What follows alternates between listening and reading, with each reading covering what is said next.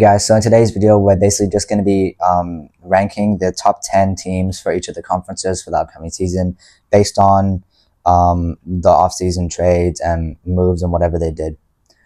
You want to start? Sure. So firstly, we're going to start off with the Eastern Conference, and we're just going to talk about each of the teams, why we think they're going to have the amount of wins that they have. We're not going to talk about the losses. We're just going to be talking about the wins.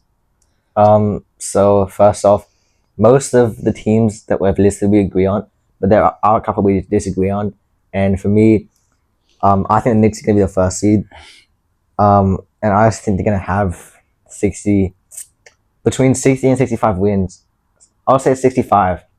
Knicks, 65 wins. Why? Because they have a new coach and they have more chemistry in the offseason and last season. Okay. And Cat and Brunson have both slimmed down a bit.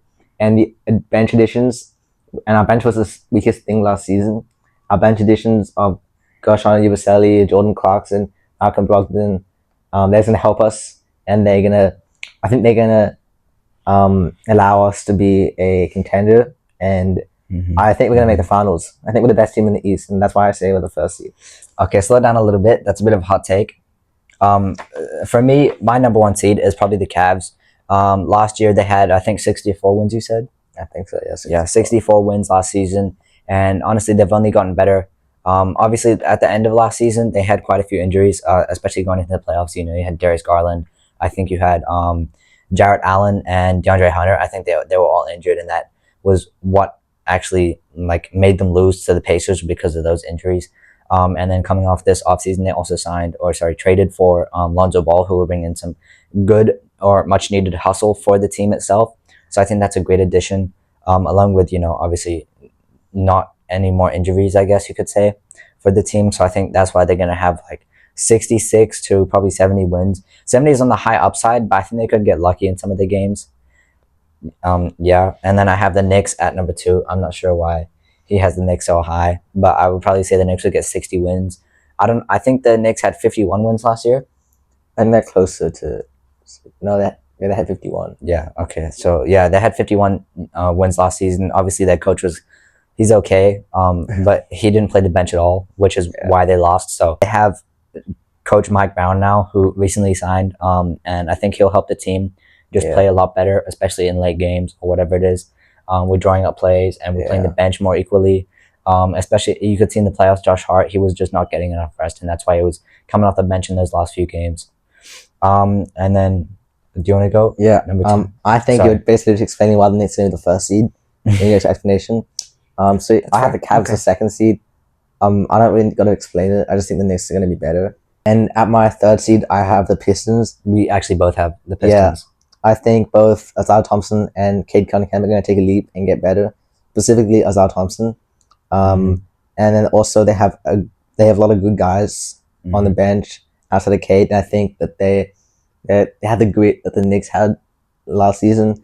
That's why it's such a good matchup. They have the hustle and grit. And I think overall they're just going to get better. And I think they have some really good young guys. So we still have them at 54 wins for the regular season, which is the third seed. Yeah. And then, can I? Yeah. Okay, so for the number 4 seed, we actually have the Orlando Magic. Basically, as you know, they traded for Desmond Bane. And a lot of people were saying it's a lopsided trade. I think they said it's the Grizzlies. The Grizzlies won the trade. They just got more assets from it. I'm not sure. We'll see how it plays out. But just generally, I think the Magic have gotten a lot better. And you also have the development of quite a few guys. I think Jonathan Isaac will play well. I think Desmond Bane, I think he's going to fit well into that. And obviously Paolo Banchero, I think is how you say his name. I think he's just going to get better. Anything you want to add for the Magic? I think that the reason I have the Magic at the 4th seed is I think people are overestimating the effect of the Desmond Bane trade. Yes, he's a good player, but I don't think he's going to make them into a top 3 seed like some people are saying. That's fair. I think they're going to be good, but there's going to be around 51 wins for me, which is the 4th seed in our rankings. Okay. For our 5th seed, we have the Atlanta Hawks. Over the offseason, their additions include Kristaps Porzingis and Nickeil Alexander-Walker. I think these are 2 really good additions, and I have them at the 5th seed because I think that injuries could be a problem for Porzingis, but also Trae Young. We haven't really seen him play with a big man of this caliber. And but I'm Okay. thinking that I'm not sure how good he'll be playing for Singers. Mhm. They could be really good or they could be really bad. So that's my take. That's my fifth seed with 50 wins. Now, I do agree with him on the Hawks part. I do think that these additions will bring some type of positive effect for the team and their general record. But I want to say that I'm not sure what he's saying because if you guys remember, Trae Young had Clint Capella for quite a while. Obviously, he was a little bit older than his prime version, but he was still a solid guy. So, I don't know. Maybe he doesn't have as much ball knowledge as me. I have ball knowledge. Maybe. Yeah. But I do think that Kristaps Porzingis will be an upgrade, especially in the offensive end. He can shoot more threes or like shoot a better percentage of threes. He just I think he's taller as well, so it gives him an advantage in the paint. So yeah, that's our Hawks at the fifth seed. We have them as 50 wins. Now, mind you, the third to fifth seed is quite tight with the Pistons at 54, the Magic at 51, and also the Hawks at 50 wins. So they might end up switching over, but we'll see. So number 6, we actually have the Heat. I'm not really sure too much about what I can say, so I'm gonna keep quiet for this segment. But you can take ahead Sure. on the Heat. So the Heat, from my perspective, they don't really know what they're doing. They have some good players in Tyler Hero and Bam Adebayo, and they And have some good rookies. Delaware as well. Yeah, they have some good rooks with, well, not rooks anymore, but they have some good young guys with Jaime Jaquez and Kelelo Ware. But I don't think they're building anything. I just think that they have some good players, but no great players, if that makes sense. I just think they're kind of mediocre, and that's why I put them at 46 wins for the 6th seed. So at the 7th seed, we have the Boston Celtics at 41 wins. The main reason that I think that they'll be around here is because for the past couple of seasons, the main offensive load has been on Jason Tatum. And with him being injured and out for at least the first half of the season, it's going to be up to Jaylen Brown and the addition of Anthony Simons for the offensive load. I think this will be a good season for Peyton Pritchard. He will have more of an opportunity with Tatum gone, and I hope that he gets some more looks and he's more involved in the offense. I don't think they're anything special. It's similar to the Heat.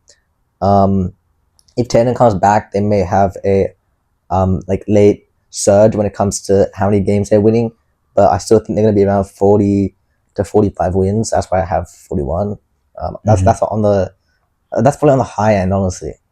What are your thoughts? So for the Celtics in general, I think they'll probably be worse than last season. Obviously, they have Tatum, who's coming off the ACL.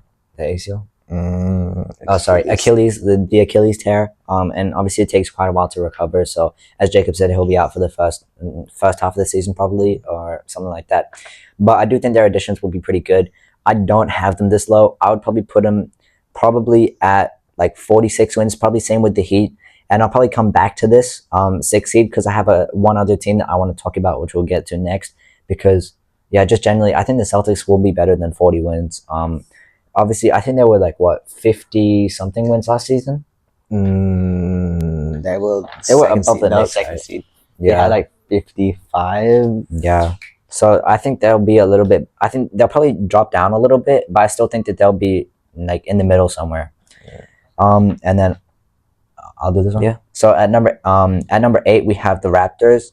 Now, I personally don't have them as low, but Jacob has them a little bit lower than maybe I would agree or you guys would agree. But so I'm gonna start off. So for the Raptors, basically, as you know, they recently traded for, not recently, but they traded for, I think halfway through the season last season, they traded for Brandon Ingram, which was a pretty good deal. I think it was quite lopsided. I cannot really remember the details, but he didn't play, I think, all of last season for the Raptors because he had some type of ankle injury and it kept him out.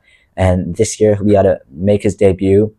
And I do think that he's a great contribution for the Raptors. I do see them building something, but I think they're just too inexperienced to go win anything in the next few years.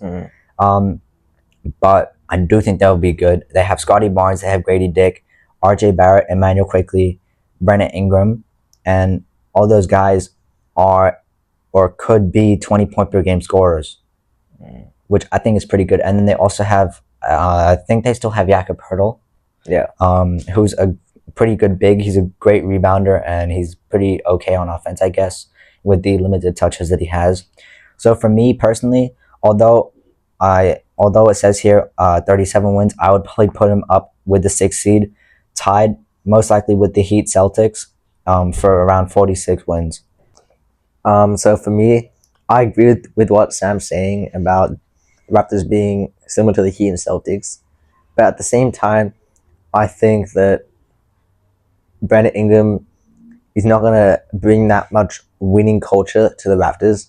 Like, he's a good player, but I don't think he's that much of a shift when it comes to the offense. Like last season, they had Barrett, Quickly, Dick, they all going at it, and with the addition of Brandon Ingram, their scoring averages will most likely go down. Of course, yeah. But I don't see that as like a big move when it comes to the Raptors. Yes, he's a good player, and yes, he can give them a couple more wins, but I don't think they're gonna get to 40 wins. Yeah. So at number 9, we have the Bucks with around 35. I would say a low 33 and a high 38 wins, mainly because Giannis doesn't have help. I mean, it's as simple as that. They did make a trade, I think it was. No, sorry, they signed Miles Turner, but let's be for real, he's not really going to make that much of an impact. I mean, he was good on the Pacers, but he has a switch of scenery, and it's hard to adjust to such a switch like that. And I mean, what is his actual averages? Like, I checked, I swear I checked in 2K like last week. Go subscribe to my 2K channel, by the way. It's linked in the description. But I checked on 2K. He averaged like 15 points and 10 rebounds. Is that really going to be as much of a difference to the pass center? I don't even know. Who was the pass center? I mean, that Jericho Sims for a while, but I don't You're know. telling me Jericho Sims, like they're the same level. know. Exactly. So, like, they're not. Giannis just doesn't have help. Yeah. I mean, I'm done.